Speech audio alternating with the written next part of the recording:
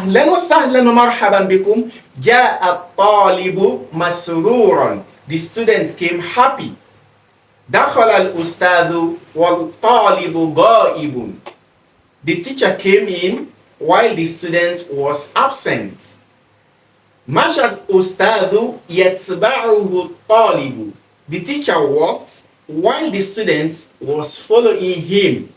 رأيت الطالب فوق السقف. I saw the student above the roof. Then كلمني الطالب في الحافلة. The student talked to me in the bus while in the bus. Now all of these 5 sentences we have listed out, they have one single thing in common. What is that? That is al-hal. All of them have an adverb of condition, or what we call an adverb of circumstance, or even adverb of state. This we have discussed in the last episode, link placed above, where we said that this type of adverb, it is the one that explains the condition in which the subject of the sentence, the performer of the action, or even the object, which is the receiver of the action, the condition in which they are in while the action took place.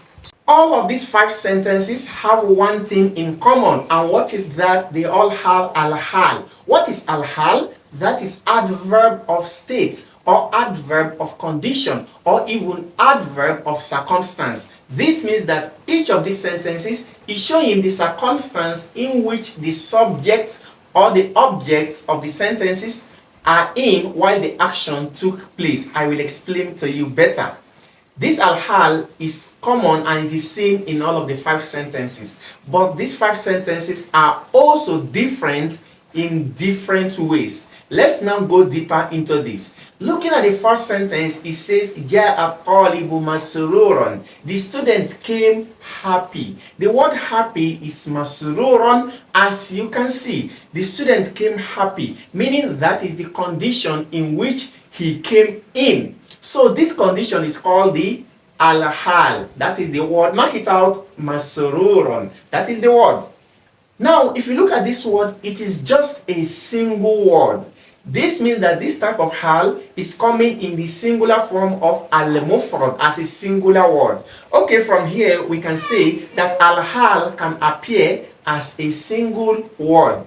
Okay, going to the second sentence, it says دخل الأستاذ والطالب غائب. The teacher came while the student was absent. Okay, the condition in which the teacher met the student is his absence. So that is the condition. Where is it? وَالطَّالِبُ غَائِبٌ. Here in this second sentence, this is the hal. وَالطَّالِبُ غَائِبٌ. This is the hal. The word there is called al-hal, the word of condition. If you look at this sentence, here you see that the word at-talibu ghaibun, this is a nominal sentence. Jumlatun ismiya. We can conclude and say that al-hal could also appear as a nominal sentence, a sentence beginning with a noun. Wat-talibu ghaibun.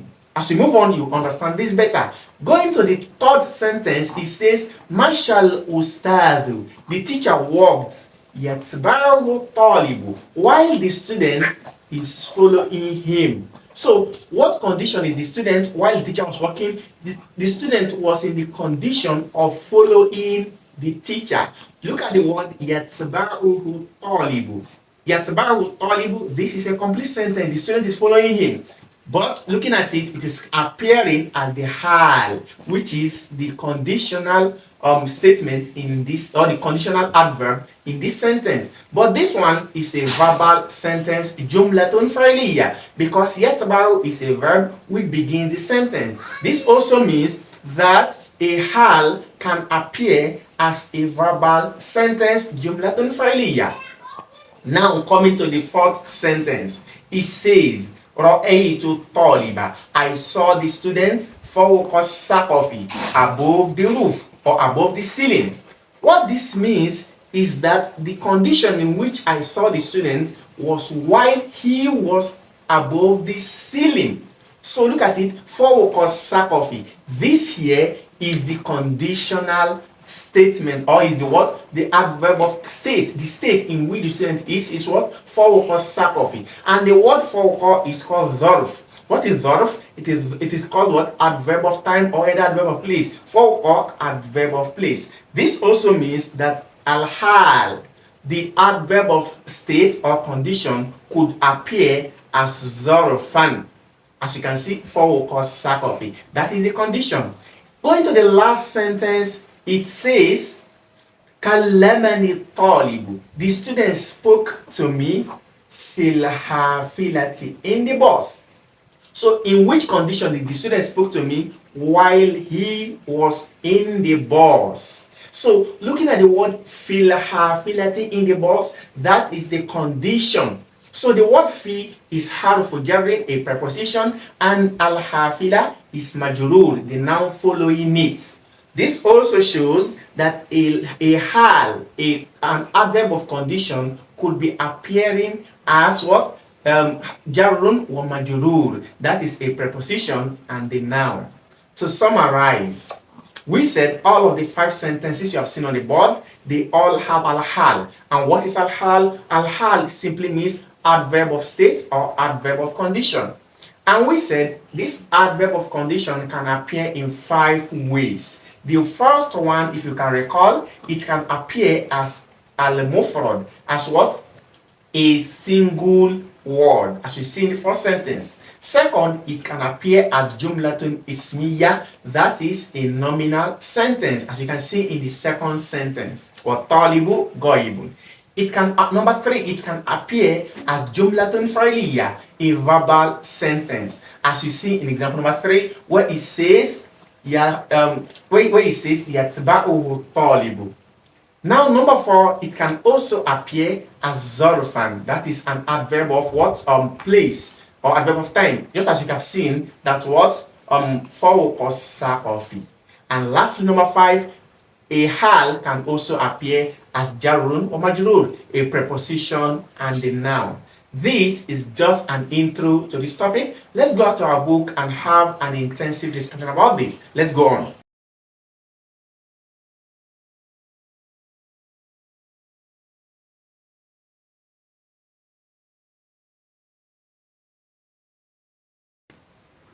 Now, coming back to our book, al-nahul wadih, we have أنواع الحال, the types of adverb of state which we have. Now, looking at the 15 examples we have here, let's read them out. The first one says all of these 15 examples, they are classified into 5 sections. The first section we have Raja al-qa'idu mansuran. The captain, the leader of the army, returned victorious. Look at it, victorious, mansuran, a single word. Rakibna al-bahra ha'ijan. We rode the sea in a stormy manner. Why the sea was stormy? Ha'ijan, a single word. Number 3, la ta'kulu ta'ama harran. Do not eat hot food. Number 4, hadara duyufu wal mudifu ghaibun. This is the second section. Hadara duyufu. The guests arrived. Wal-mudifu goibu, while the host was absent. Wal-mudifu goibun, this one is a jumlatul ismiyya, a nominal sentence. Number 5, istaffatil junudu suyufu mashhura. The soldiers lined up while their swords were brandishing. So look at this, suyufuhum, this is also a nominal sentence. Number 6, we have la taqulul fakihata wa hiya fajjatun. Do not eat fruit while it is unripe. Wa hiya fajjatun, another nominal sentence. Going to section 3, we have Goba Ahuka. Your brother was absent, while all of his friends had already attended. So look at it, hadara, that is a verb. This shows that this particular one, the condition is coming in what? Jumlatun fa'iliyya. Number 8, we have ذهب الجاني تحرسه الجنود. The criminal arrived while the soldiers were guarding him. Look at it, tahrusuhu, another verbal sentence. Qatafa al-awladu al-azhara wa lamma tatafattah. The boys gathered the flowers while it has not blossomed. So look at it, wa lamma tatafattah, another verbal sentence. Coming to section 4, we have raqanil warudu wasatal bustan. The rose pleased me while in the garden. or in the orchard. So look at it. Wasaqa, that is zarf, an adverb of place. We have absaratul khatiba fawqa al-minbari. I saw the preacher above the minbar, the pulpit. So look at it. Fawqa, also zarfun. Then number 13 we have ta'allama at-ta'iru fil qafasi. Okay, number 12 we have tala al-badaru bayna sahabi. That is the crescent rose between the cloud. Can you see bayna? That is also another. Coming to the last section, number 13, we have ta'allama at-tayru fil qafasi. The bird felt pain while in the nest. Is it nest? While in the cage. So look at it, fil qafasi. This is jarrun or majrur, preposition and the noun. Number 14, we have ishtaraitu salata min at-tini bi thamanin qalil. I bought basket of fig with a meager amount of money. So look at it, min at-tini bi thamanin. This is the condition, with a what? With what? With a meager amount. Then lastly, bi'tu thamara ala shajaratin. I bought the fruit on the tree. So this is the condition in which I bought it also. Now, having seen this, let's go to al-bahthu. انظر للأمثلة المتقدمة. Look at the previous examples, example 1 to 15. تجد كلا منها يشتمل على حال. You will see that each of these examples have a hal in an adverb of state. يشتمل على حال تبين هيئة الفاعل. This hal is explaining the condition of the doer of the action أو المفعول به, or of the receiver, the object of the sentence. حين وقوع الفعل, while the action was taking place. وإذا تأملت هذه الحال, if you should study this adverb of state في جميع الأمثلة المتقدمة, in all of the examples, وجدتها في الطائفة الأولى مفردة. You will see that in the first section, this al-hal, they are appearing as single words. Example number 1 to 3, we showed this. Their last word is the hal, and they are just one word. وفي الطائفة الثانية, and in the second section, jumlatan ismiya, you see that the hal is coming, or they came as what? Nominal sentences. وفي الطائفة الثالثة, and in the third section they appear as what? Verbal sentences, جملة فعلية. وفي الطائفة الرابعة, in the fourth section, ظرف, and they appeared as ظرف. وفي الطائفة الخامسة, and in the fifth section, جر ومجرور, they appeared as jar, preposition and the noun. وإذا تدبرت الجمل الواقعة أحوالا في الطائفتين الثانية والثالثة. And if you should look at the sentences, you study the sentence of the first and the third section, وجدت كل جملة تشتمل على رابط يربطها بصاحب الحال. You will find out that each of these sentences, they have a reconnector which connects them to the person which the adverb is describing. والرابط إما الوا. This reconnector can either be wa, وحدها wa alone, وتسمى واو الحال. And this wa will be called the adverbial wa. So as we have here, وقد حضر جميع. Let's take example number 7.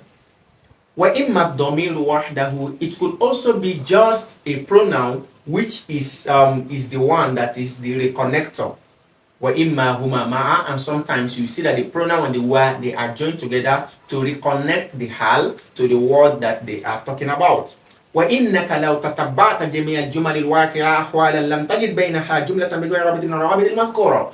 If you look at all of the sentences that this happens, you see that none of them does not have this reconnector, either were or a pronoun, or even the were and a pronoun together. Now coming to al-qawaid, the rules. The first rule says taji'ul halu isman mufradan. Al-hal could come as what? A singular word. Wa jumlatan ismiya, it could also appear as a nominal sentence. Wa jumlatan fa'iliya, it could also appear as verbal sentence. Wa dharfan, it could also appear as adverb of place or adverb. Wa jabran wa majruran, and it could appear as a preposition of the noun. And the last rule says idha waqa'atil halu jumlatan.